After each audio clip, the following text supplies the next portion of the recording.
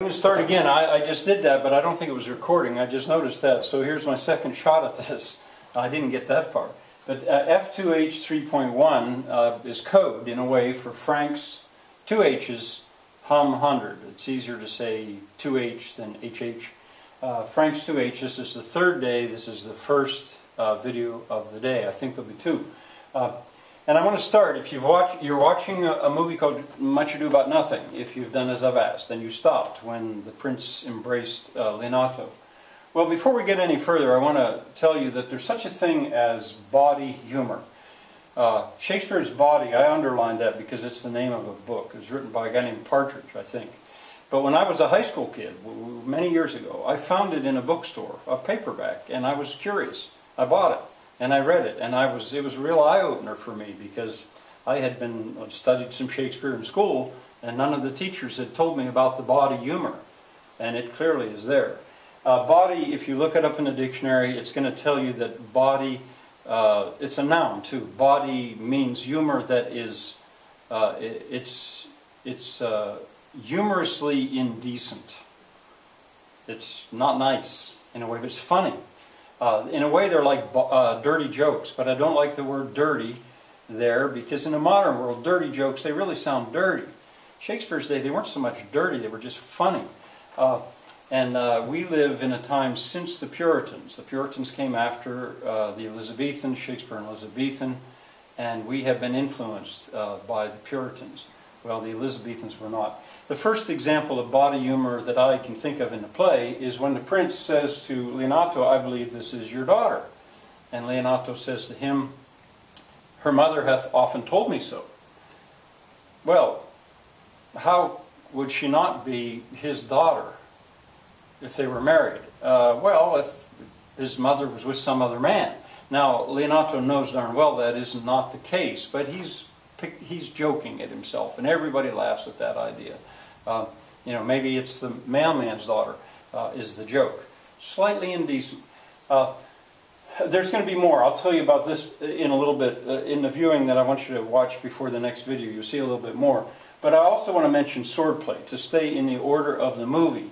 Benedict and Beatrice almost immediately hook it. They start to mouth off at each other, but they do it in clever ways. Swordplay with an S, you'd understand, with two swords, who can stab the better, who's more clever. If you take the S off, you've got wordplay. And it's a lot the same. Who can say the more clever thing? Back and forth they go. And they're both good. But then he tells her, at the point where he tells her, "I would my horse had the speed of your tongue," that's a mean thing to say, but then he quits.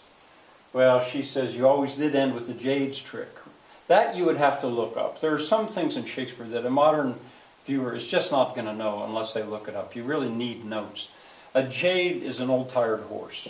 If you get jaded with something, you're tired of it. You don't like it anymore. Well, a jade's trick apparently was that a horse would all of a sudden plant their feet, and then the rider would fall off.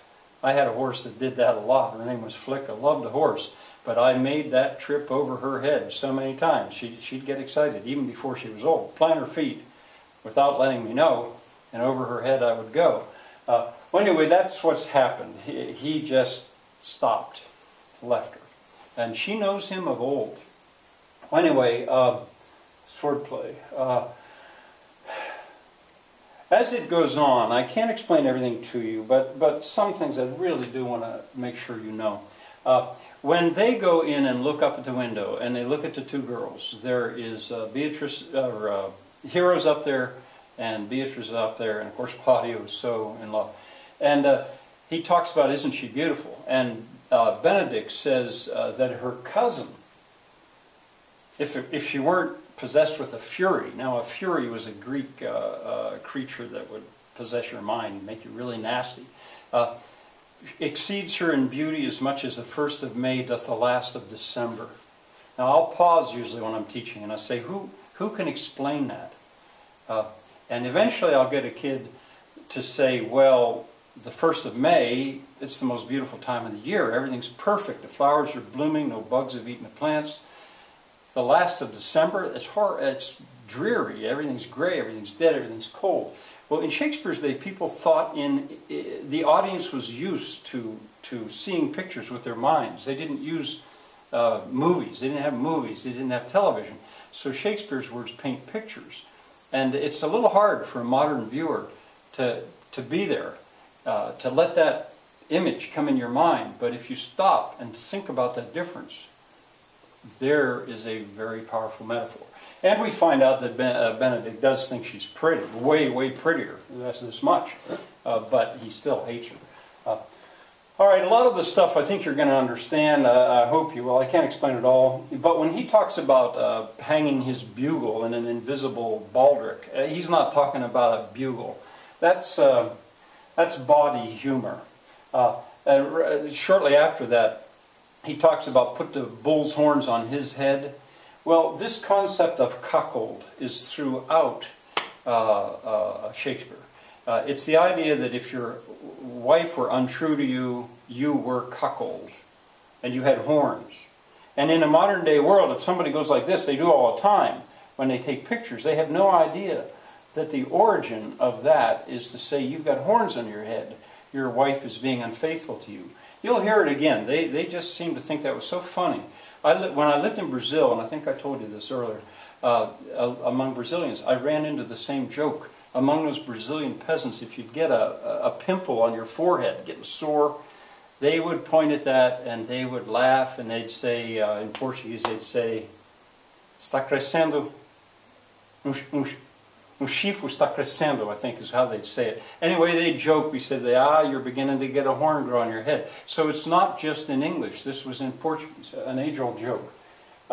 Finally, where I'd like you to stop, if you will, is when you see Borachio in the window. He overhears them. That's 17 minutes and 21 seconds into it, I guess. And I like to ask the kids, what is the plan that they've got for tonight's reveling?